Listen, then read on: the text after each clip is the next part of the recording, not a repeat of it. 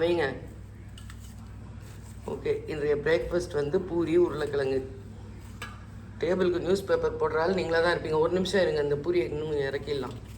எங்கே இடம் இருக்குது உருளைக்கிழங்கு வைக்க? இப்போ வைங்க உருளைக்கிழங்கு.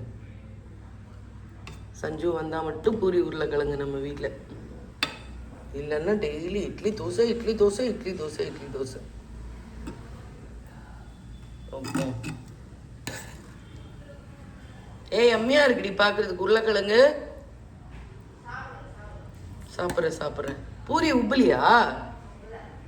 இதை வரேன் இரு. உப்புதா உப்பேரிச்சி. திருப்புது. வாவ், நான் கரெக்டாக வீடியோ எடுக்கிறேன், இந்த வீடியோ வேணும் அப்படின்னா மட்டும் நல்லா வராது. சும்மா ஸ்டோரிக்கு எடுத்தால் நல்லா வரும். அப்படியே மேலே காட்டு. இது அப்படியே சூப்பராக இருக்குது.